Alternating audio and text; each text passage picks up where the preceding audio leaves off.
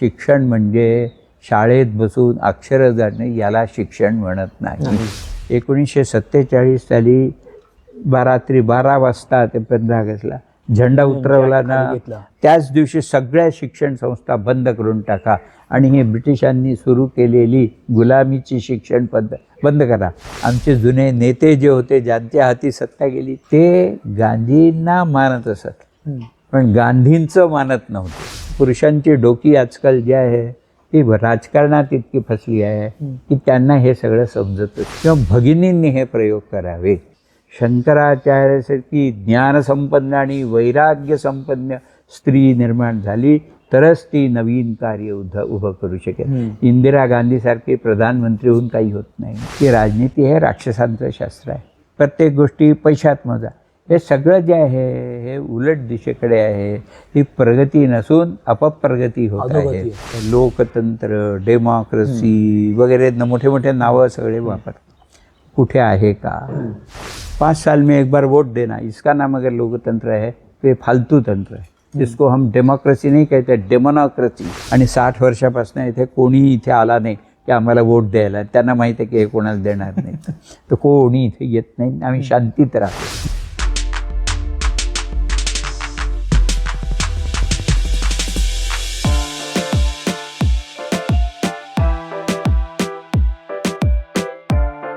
बरं, मला सांगा की विनोबांना ह्या सगळ्या गोष्टींची प्रेरणा म्हणजे त्यांच्या बाबतीत वाचताना हे लक्षात येतं की अनेक भाषा त्यांना अवगत होत्या.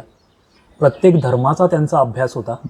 प्रत्येक धर्माच्या धर्मग्रंथांचं सार त्यांनी लोकांसमोर आणलं, मांडलं आणि एक आध्यात्मिक बैठक आणि गांधीजींचा विचार, अहिंसेचा विचार असेल किंवा लोकांची सेवा करण्याचा, गरिबांच्या सेवा करण्याचा विचार असेल किंवा ज्यांच्याकडे काहीच नाही म्हणजे दलित यांच्यासाठी काम करण्याची प्रेरणा त्यांना खूप मोठ्या प्रमाणात मिळाली आणि त्यांनी ती करून दाखवली त्यांच्या काळात. भूदान हे त्याचं खूप मोठं उदाहरण आहे.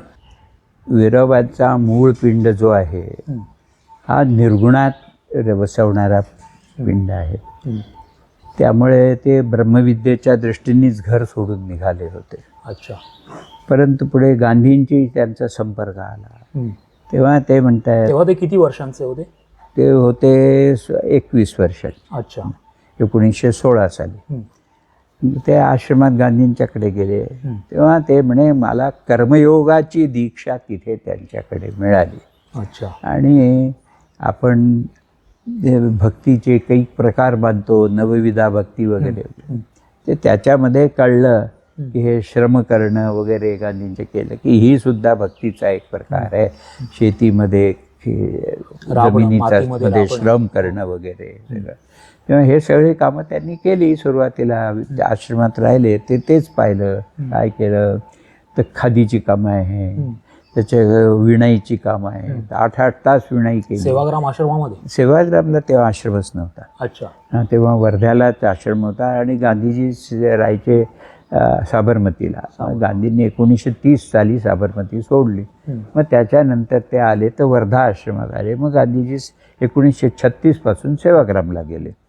पण त्या काळामध्ये त्याच्या सुरुवातीला, त्या काळात त्याच्यानंतरही ग्रामसेवेची कामं, ही सगळी कामं जी आहेत एकामधनं एक, जसजसं गांधीजी पुढे पुढे जात गेले, समाजाच्या जवळ गेले, तेव्हा एक एक त्यांच्या लक्षात गेलं आणि त्यांनी निर्णाळी रचनात्मक कार्य उभे केले आणि त्या सगळ्यात विनोबांनी भाग घेतला.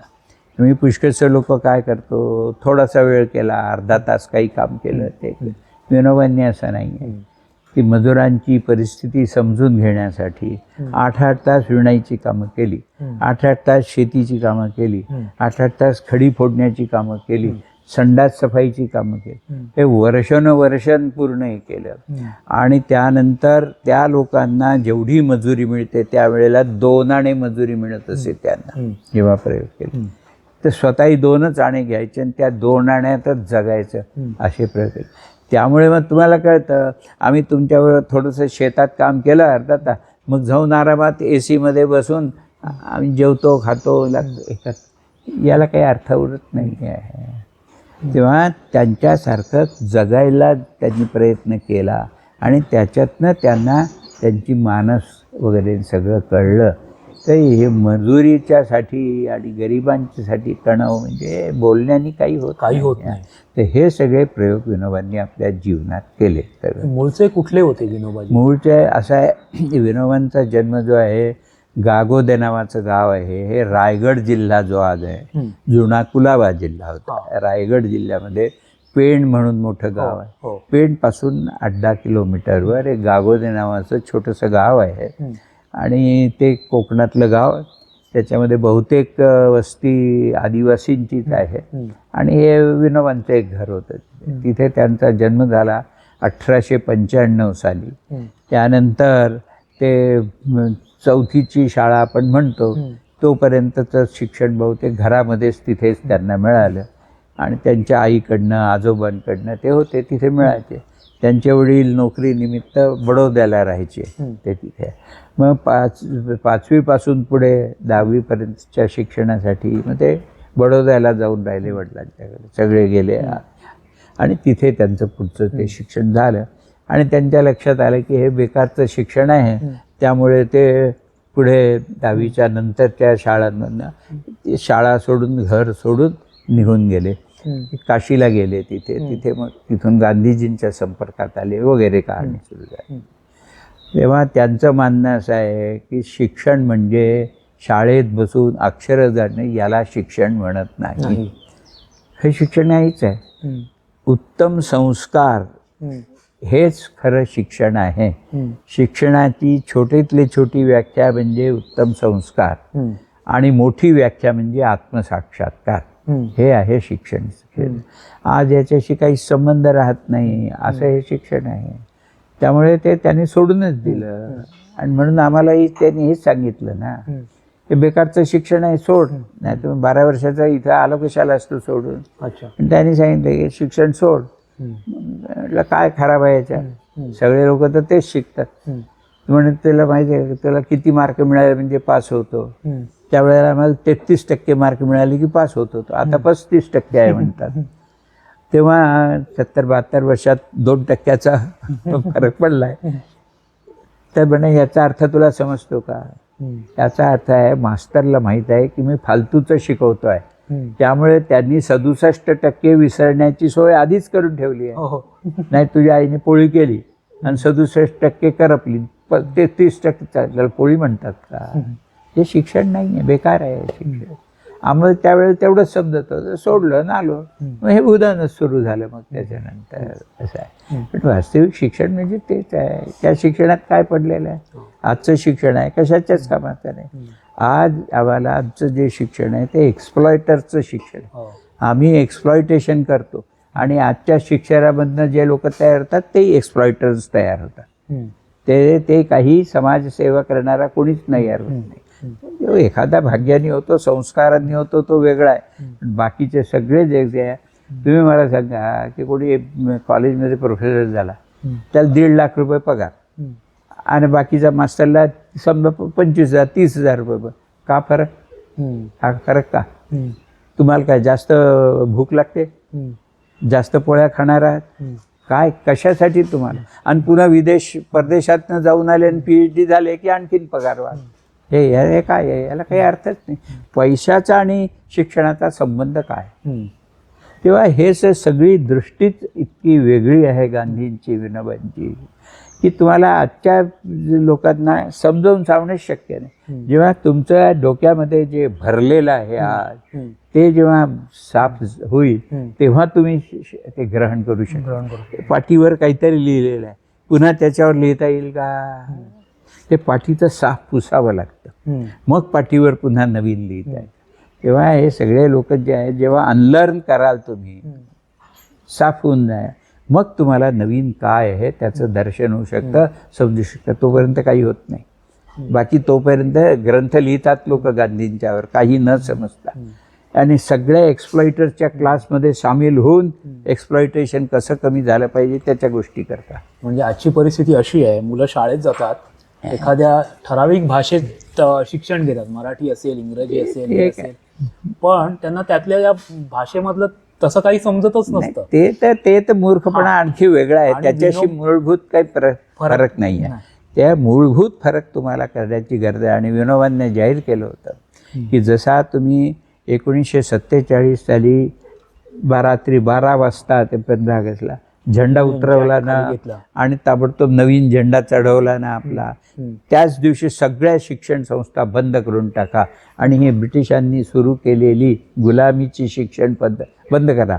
महिना, 2 महिना, 4 महिना राहू दे बंद, आणि तुमची नवीन आणा ती चालू करा. तुम्हाला एक दिवसही ती जुनी शिक्षण पद्धती स्वीकार करणं योग्य नाही, हे आधीच सांगा. आणि 1936 साली त्याच्यासाठी गांधीजींनी एक कमिटी बनवली होती. त्यांनी नई तालीम म्हणून विविध प्रकारच्या गोष्टी जगाच्या समोर ठेवल्या सगळ्या आहे, परंतु ते काहीच नाही आहे. असं आहे, सगळं वरवरचं सगळं झालेलं आहे आमचं. त्याच्यामध्ये आमचे जुने नेते जे होते, ज्यांच्या हाती सत्ता गेली, त्यांच्याही पुष्कळशी चूक. कारण ते गांधींना मानत असत पण गांधींचं मानत नव्हते. असे सगळे लोक होते. ते सगळे नव्हते, जो कोणी मुख्य असेल तो. ते असं असल्यामुळे त्यांनी कधी गांधींच्या विचाराला, गांधींच्या मार्गाला महत्त्व दिलं नाही. गांधींना ॲज ए व्यक्तित्व म्हणून महत्त्व दिलं. त्यांचे गोडवे गायले, ते गेले तर दुःखही प्रगट केलं. पण गांधी विचार खलास झाला त्याला त्यांना काही, कारण ते मानतच नव्हते. असं आहे. तर त्यामुळे ही विनोबाजींचा जो भाषेचा, व्याकरणाचा, धर्माचा अभ्यास होता, लहानपणापासून शिकले. सगळे शाळेत शिक्षा, सगळ्यांना वाटतं की शिकावं म्हणून. आणि जो तेजस्वी मनुष्य असतो, मागच्या जन्माचं घेऊन आलेला असतो, त्या माणसाच्या समोर सगळं उघडत जातं.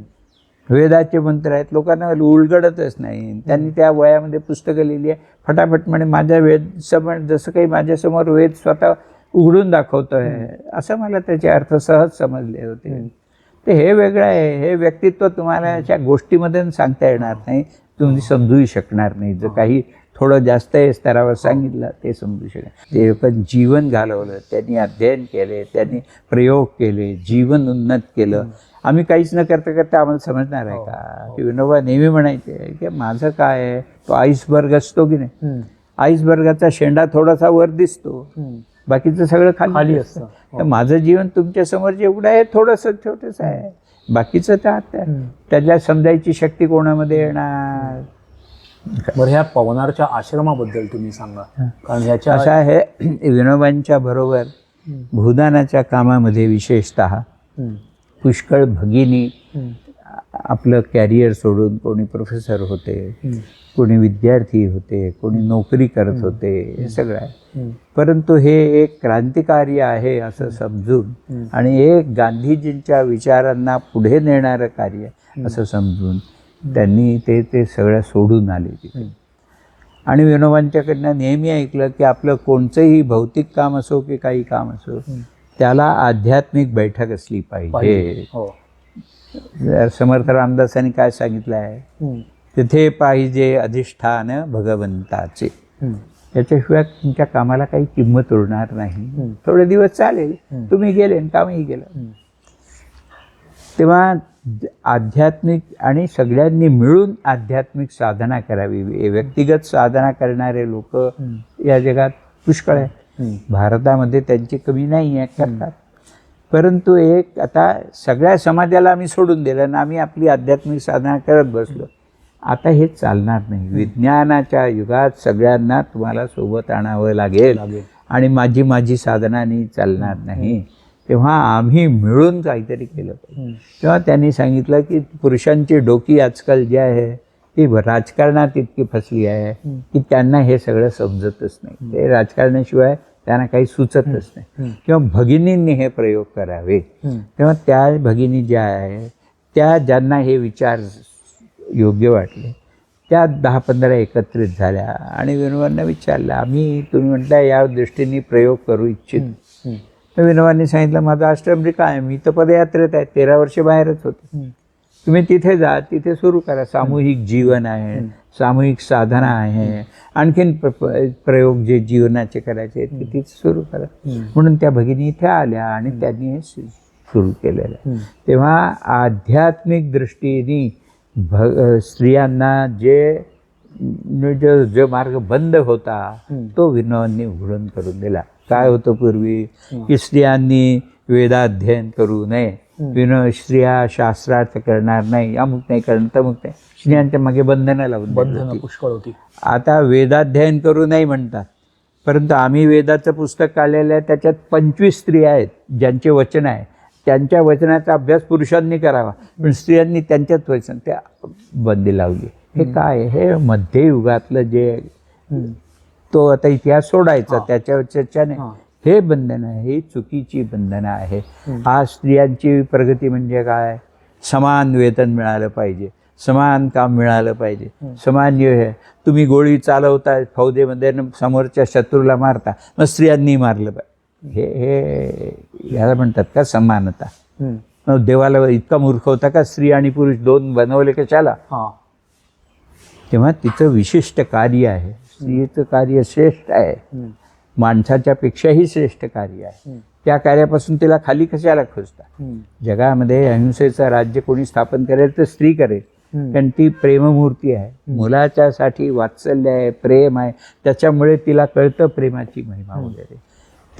पण तिला नाही, तिला लढाईत पाठवा. पूर्वी मदतीला पाठवायची, आता म्हणे कॉम्बॅट, समोर जा म्हणे, तू गोळी मार. ती माईच जर पोराला मारायला लागली, वाचवेल कोण या देशाला. पण अशी आहे आमची कल्पना आहे. ह्या सगळ्या त्या काही उत्तम नाही. आध्यात्मिक दृष्टींनी स्त्रियांची उन्नती हीच खरी उन्नती आहे. आणि त्यांनी कित्येकदा म्हटलं आहे, शंकराचार्यासारखी ज्ञानसंपन्न आणि वैराग्य संपन्न स्त्री निर्माण झाली तरच ती नवीन कार्य उभं करू शकेल. इंदिरा गांधीसारखे प्रधानमंत्री होऊन काही होत नाही. इंदिरा गांधी झाल्या ना प्रधानमंत्री, मग पुष्कळशे तुमचे विधायक प्रधानमंत्री आहे. आणि आता मध्ये आले होते आपले मध्य प्रदेशचे 40 सरपंच आले, मीटिंग झाली, बाया होत्या, सगळ्या सरपंच 40 बाया होत्या. मला बोलायला सांगितलं. मी एक प्रश्न विचारला त्यांना, तुमच्या 40 पैकी तुम्ही स्वतः किती कामं करता आणि तुमचे नवरोबा काय करतात. तर फक्त 2 जणी म्हणाल्या आम्ही काही करतो, बाकीचं सगळ्या काहीच त्या येतही नाही, शिकल्याही नाही, काहीच नाही. महिला वॉर्ड म्हणून ते हे सगळं जे आहे त्याला काही अर्थ नाही आहे. स्त्रियांना पूर्ण स्वातंत्र्य मिळालं पाहिजे, त्यांना आध्यात्मिक स्वातंत्र्य पूर्ण मिळालं पाहिजे. गुरुच्या जवळ कोणी एखादी स्त्री राहते आणि ती थोडी शिकली वगैरे काही, तेवढ्याने नाही बघत. तिला इथं कोणी गुरु नाही, कोणी मुख्य नाही, सगळ्यांनी मिळून काम करायचं आहे. आणि स्त्रियांनी ज्यांना जसं जसं वाटेल विकास करता. जगात ही एकच संस्था आहे जिथे अध्यक्ष नाही, सेक्रेटरी नाही, व्यवस्थापक नाही, मॅनेजर नाही. तिथे बाहेरच्या देशातही लोक येतात अभ्यास करायला की असं कसं चालू शकतं. आणि मी जेव्हा हे सांगितलं, मला बोलवलं होतं, गेलो होतो तेव्हा इंग्लंडला. तेव्हा इंग्लंडच्या पार्लमेंट हाऊसमध्ये त्यांनी एक व्याख्यान ठेवलं होतं, गेलो होतो. तिथे आज प्रश्न विचारला की हे असं कसं. तिथे आमच्या इथे तिथून आणलेल्या पार्ट्या वगैरे, तिथून आणलेली उलटसुलट मेजॉरिटी मायनॉरिटी, या सगळ्याबद्दल मी त्यांना सगळे चुकून आता आम्हालाही समजत नाही काय करावं. ते म्हटलं या आमच्या इथे शिकायला. हां, पवनारला आम्ही तुम्हाला शिकवतो कसं काय. सार हे आहे की मूलभूत प्रश्नांच्याकडे आमचं नाही, थोडं आहे. आजच्या पुरतं पहा, उद्या काय होते, तुम्ही जळून खाक झाले तर काय झालं. अरे आता मला थंडी वाजते आहे, मग काय करू, घोंगडी छोटीशी पेटवून द्या. मग त्या शेकून घेतलं, पण ते शेक संपला, ते गेला. त्याच्यानंतर थंडी जास्त वाजते, त्याची काही चिंता नाही, या क्षणात तर घेऊन टाका. अशा सगळ्या वृत्तीने काम. या आश्रमात आता फिरताना मी पाहतोय अनेक वृद्ध, अगदी 90ला आलेल्या महिलाही दिसत आहेत आणि अगदी तरुण मुलीही दिसत आहेत. ते तर ठीकच आहे, त्यांची तब्येत एवढी चांगली आहे. मुख्य वस्तू तब्येत. हे सगळ्या पदयात्रा या सगळ्या लोकांनी केलेल्या आहे, कामं केलेली आहे, त्याच्यामुळे चांगले आहेत सगळे ते आहे. आणि फालतूच्या गोष्टीमध्ये डोकी टाकत नाहीत ना. हा निवडून आला की तो निवडून आला, हे पार्टी का ते पार्टी, या भानगडीत पडतच नाही. आम्ही राजकारणाची चर्चाच करत नाही. आम्हाला सांगितलं बरोबर नाही. राजकारण म्हणजे काय, राजनीती राक्षसेर शास्त्र. 500 वर्षापूर्वी आसामचे महापुरुष होऊन गेले, त्यांचं नाव शंकरदेव म्हणून. जसे आपल्याकडे ज्ञानदेव त्या तोडीचे ते म्हणतात. त्यांनी आपल्या ग्रंथात 500-550 वर्षापूर्वी लिहून ठेवलेलं आहे की राजनीती हे राक्षसांचं शास्त्र आहे. कळलं. पण आजकाल तर सगळं तेच आहे, राजनीतीशिवाय काहीच नाही. प्रत्येक गोष्टी पैशात मोजा. हे सगळं जे आहे हे उलट दिशेकडे आहे. ही प्रगती नसून अपप्रगती होत अधोगती आहे आहे. अशी आहे. तर त्यामुळे दृष्टी तुम्ही जर बदलाल तर ते तुम्हाला लक्षात येईल, नाही तर लक्षात येणार नाही. मीराबाईंनी सांगून ठेवलेलं आहे. काय सांगितलं आहे? उलट भई मोरे नयन की. माझे डोळ्या ज्यांना उलट झाले, म्हणजे आता ते आतलं पाहायला लागलेले आहे. बाहेरचं नाही पाहत, आतलं पाहायला लागलेलं आहे. आतमधलं आम्ही कोणीच, तुम्ही माझी मुलाखत घ्यायला आली, तुमची मुलाखत घेता का कधी? नाही. आपली मुलाखत कोणी घेतच नाही. आणि जगाची बाहेरचं परत राहतात. अरे जगाचा उपकार करायला कशाला जाता? आपलं जरा बघा, थोडे स्वार्थी बना. लोक म्हणतात लोक स्वार्थी आहेत. मला स्वार्थीच दिसत नाही कोणी. आपलं बघतच नाही, दुसऱ्याचीच चिंता. हे कसलं स्वार्थ आहे? स्वतःचं काहीतरी करा. तेव्हा ही सगळी दृष्टी जी आहे ही बदलायची असली हे ऐकून वगैरे होत नाही. जीवन बदलावं लागतं आणि ते काम इथे चालतं. म्हणून ही संस्था जिवंत आहे अजून. बाकीच्या सगळ्या आमच्या संस्था ज्या आहे टुरिस्ट स्पॉट बनवून टाकलेला आहे. इथे सुद्धा आले होते, आम्ही सांगून दिलं की या दरवाजाच्या आत तुम्ही कृपा करू येऊ नका. बाहेर तुमची जागा आहे, तुम्हाला जे करायचं आहे आम्ही काही रोखू शकत नाही. तुम्ही असं करू नका, हे आमचं मत सांगितलं. पण कोणी काही ऐकत नाही. आणि दरवेळेला जो नवीन माणूस आला तर आपलं नवीनच काही म्हणतो, नवीनच काही सांगतो. तेही करत नाही, जुनंही करत नाही. काय करतायत ते त्यांना माहीत. मग आम्ही लक्ष देणं सोडून दिलं. म्हटलं तुम्ही काही ऐकत नाही, आम्हाला काही सांगू नका. आमच्या इथे आतमध्ये आम्ही तुम्हाला येऊ देणार नाही. हां, थंड पाणी प्यायला या, सावलीत बसा, आणखीन भेटा, बोला, काही त्याच्यासाठी हरकत नाही, या. परंतु बाकी तुमचे कार्यक्रम, तुमचे प्रोग्रामने आम्ही 100 कोटी रुपये खर्च करू, म्हणजे 100 रुपये नको आम्हाला. आम्हाला विनोबांनी मंत्र देऊन ठेवला आहे. काय ते? सरकारचे आहे सगळं. असरकारी, असरकारी, असरकारी. नॉन गव्हर्नमेंट तेच होतं. बाकीच काय? सुधाकरराव नाईक आमचे खास दोस्त होते. माझ्या लहान बहिणी बरोबरच त्यांची पत्नी आणि माझ्या लहान सोबतच इथे शिकलेलं होतं. ते नेहमीच यायचे, आमची दोस्ती आहे. माझ्यापेक्षा वडील, पण दोस्ती सारखी. तेव्हा एकदा मुख्यमंत्री झाले आणि आले, मला इथे काहीतरी करायचं आहे, तुमच्या इथे गेस्ट हाऊस नाही, काही नाही, अशात इतके लोक येतात, एक चांगलं गेस्ट हाऊस बांधून देतो. म्हटलं आम्हाला काही नको, जे आमच्या इथे आहे ते बरं आहे. इथे बघा, ही जी जमीन आहे हे आता आम्हाला करावी लागली. इथं जर माती असती तर वरून जे पानं पडतात ते खराब दिसत नाही. आता ही फरशी झाली की हे तीच पानं जी आहे आता तो कचरा झाला. त्यामुळे झाडत बसावं लागतं दीनदा. पूर्वी आम्हाला काहीच करावं लागत नव्हतं, मस्त मजेत होतं. आणि लोक पानगळ पाहण्यासाठी जंगलामध्ये जातात. हे असं आहे ते. आपण बिघडवायचं आणि मग पंचायत होते. तेव्हा अशा पद्धतीने जे जीवन जगा आणि ते नीट मूलभूत जगा, हे आहे. असं आहे. ब्रह्मविद्या असं नाव आहे. एक कहाणी सांगून संपवतो. प्रजापतीकडे इंद्र, देवांच्या तर्फे इंद्र आणि विरोचन, असुरांच्या तर्फे विरोचन, हे दोघं जे आहे ब्रह्मविद्या प्राप्त करायला गेले. कारण प्रजापतीचं एक वचन त्यांनी ऐकलं की जो असा ब्रह्म जाणतो त्याला सगळं ज्ञान मिळतं. तेव्हा हे दोघं गेले. इंद्र म्हणजे देवतांचा मुख्य राज आणि विरोचन म्हणजे त्याला म्हणतात प्रल्हाद, भक्त प्रल्हादचा नाव ऐकलं ना, त्याचा मुलगा किंवा नातू, आता मला विसरलं ते, तो होता. हे आले तिथे आणि त्याने भगवान प्रजापतीला हात जोडून म्हणाले, अरे कसं काय आले? तर म्हणे आम्ही, तुम्ही सांगितलं असं, आम्ही तुमच्याकडून ब्रह्मविद्या प्राप्त करायला आलं. बरं, असं आहे का? मग ठीक आहे, राहा आश्रमामध्ये, तपस्या करा, आश्रमचं जीवन जगा, आपण पाहू. ते आपलं करतच बसले. 32 वर्षानंतर प्रजापतीला आठवलं की अरे हे पोरं कशासाठी आली होती. त्यांना बोलवलं, तर तुम्ही कशासाठी आले होते रे? ते विसरलं. 32 वर्षानंतर विचारलं, तुम्ही कशासाठी आलं? तर म्हणे अमुक अमुक आलं. मग त्यांना काही ज्ञान सांगितलं. ठीक आहे. 32 वर्ष तपस्या केल्यानंतर ज्ञानाची थोडी लायकी येते, तेव्हा सांगून दिलं. आजच सांगितलं तर परत नाही. 4थीच्या मुलाला उचलून तुम्ही PhDचे ग्रंथ वाचायला दिले तर काय समजणार आहे? ते समजलं तरी त्याच्यामध्ये त्या विरोचनाला समजलं, तोच चालला गेला.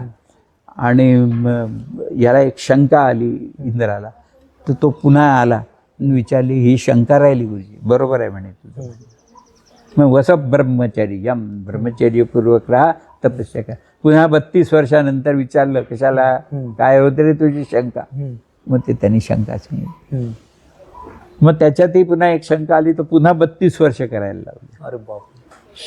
तर 96 वर्षे तपस्या केली. नंतर तो आला, तर आता सांगितलं, आता तू 5 वर्ष तपस्या कर.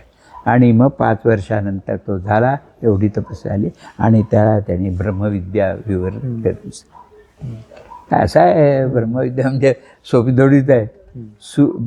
भक्ती तो सुळावरील पोळी, तुकाराम महाराज. भक्ती म्हणजे इतकं सोपं नाही. भक्ती म्हणजे डग्गा, आणि भक्ती म्हणजे पेटी वाजवली आणि टाळ वाजवले, याला भक्ती म्हणत नाही. भक्ती हे तो सुळावरील पोळी, तुकारामाचं वचन आहे. गौतमभाई, तुम्ही विनोबाजींच्या सहवासात होतात. अख्खं त्यांचं आयुष्य म्हणजे गांधी विचारांच्या ज्यांनी पूर्ण सार स्वतःमध्ये ॲब्झॉर्ब करून ते समाजाला देण्याचं काम केलं, त्यांच्यासोबत तुम्ही राहिलात. तुमच्याविषयी मला थोडं. अरे आमच्याविषयी काय आहे, आमच्यामध्ये काय आहे? गौतमभाई बजाज, अरे बाय, 2 हात 2 पाय, हिलाच विचारा. ही आमची पोरगी आहे ना. एक मोठे उद्योगपती. नाही, त्याच्याशी माझा काही संबंध नाही आला. ते जे काही असेल ते आमच्या वडिलांनी सोडलं. वडिलांनाच आधी ह्या मार्ग कळला, आणि ते धंदाही होता इथे मोठा कापसाचा. तो कापसाचा पाहायचा, आश्रमात जायचे वगैरे. तेव्हा 19व्या वर्षी त्यांनी ठरवलं की आपल्याला हे धंदा गिंदा सगळा सोडा. त्यांना कोणी म्हातारे होते बुजुर्ग, त्यांनी सांगितलं, बघ, दोन्ही घोड्याची स्वारी होत नाही. तुला जर खरोखर करायचं असेल एक सोड. मग त्यांनी ते सोडून दिलं. आणि मग त्यामुळे ते धंदा, तो पैसा, ते याच्याशी आमचा संबंधच नाही आले. वडिलांनी सोडून दिलं ते 19 वर्षाच्या वयात. त्याच्यानंतर ते गांधी आणि विनोबा यांच्याच कामामध्ये. आम्ही इथेच जन्मलो, इथेच राहतो. आम्हाला काही ते लागू पडत नाही. आम्ही काही सोडलं नाही, काहीच केलं नाही. असं आहे. हा पूर्ण प्रवास आहे तुमचा, विनोबाजींच्या पूर्ण जीवन प्रवासात सोबत राहिलेला किंवा त्यांच्या विचारांचा. यातून काय समाजाला देणं अजून बाकी? समाजाला देण्याचं काहीच नाही सांगत का. असं आहे, इथे जो आम्ही जीवन जगतो ते ठीक आहे, आपल्या पद्धतीने, आध्यात्मिक पद्धतीने, ज्याला जी साधना करायची असेल तो करतो वगैरे, सगळं ठीक आहे. परंतु काही प्रश्न समाजापुढे जाऊन उभे राहतील अशी कल्पना करून, जसा सायंटिस्ट लॅबॉरेटरीमध्ये प्रयोग करतो तशी एक सोशल लॅबॉरेटरी आहे, तसा आमचा. आम्ही आजकाल लोकांना म्हणतो काय, लोकतंत्र, डेमोक्रेसी वगैरे मोठे मोठे नावं सगळे वापरतात. कुठे आहे का?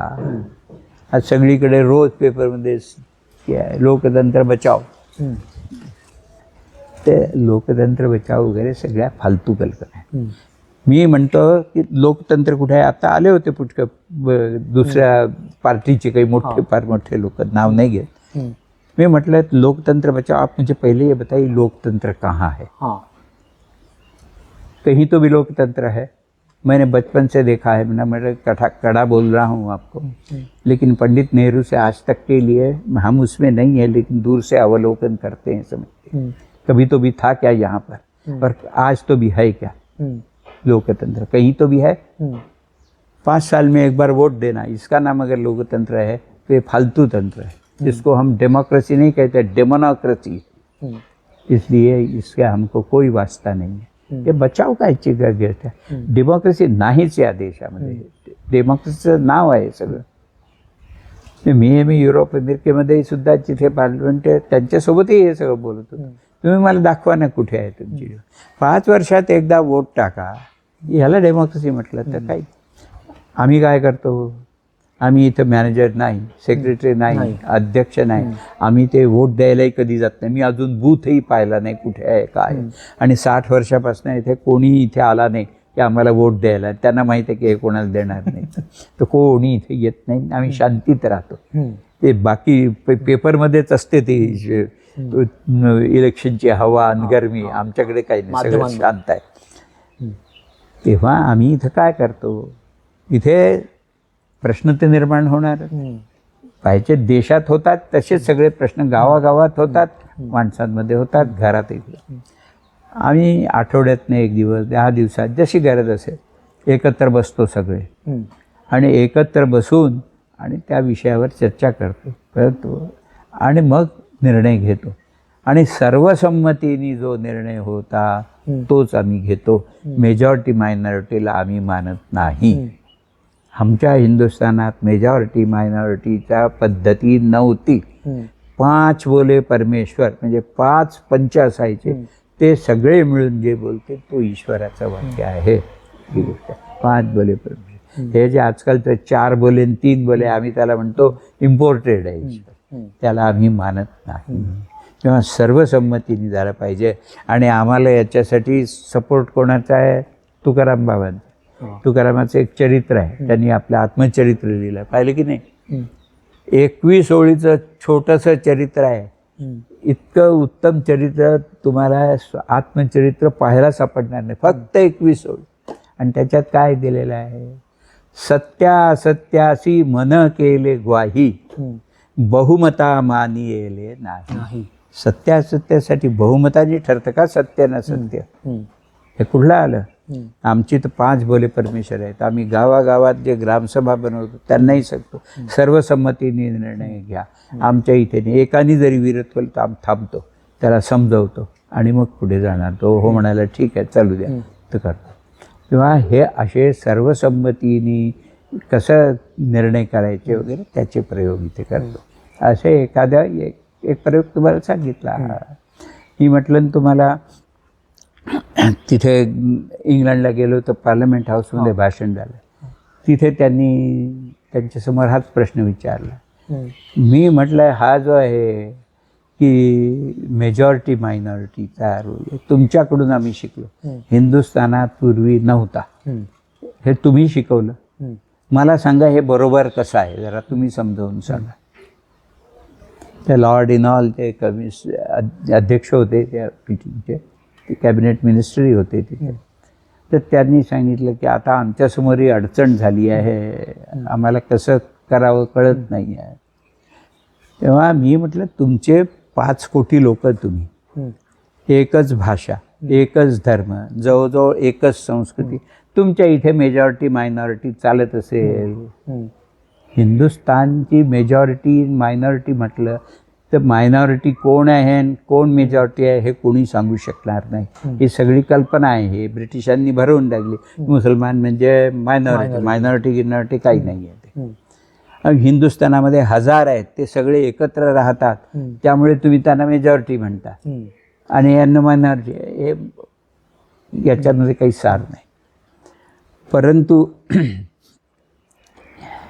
युरोपमध्ये जेवढी मायनॉरिटी आहे जर धरली तुमच्याच पद्धतीने तर संबंध युरोपची जेवढी लोकसंख्या आहे आज तेवढी तर आमच्या इथे मायनॉरिटीची आहे. मग तुम्हाला काय वाटतं आम्ही यांना फेकून द्यावं किंवा निग्लेक्ट करावं आम्ही त्याला? असे कसं देश चालणार आहे? किंवा तुम्हाला दुसरी पद्धती काढावी लागेल आणि ते आमचा प्रयोग चालतात असे. तुम्ही या पहा ते कसं करतो आम्ही ते.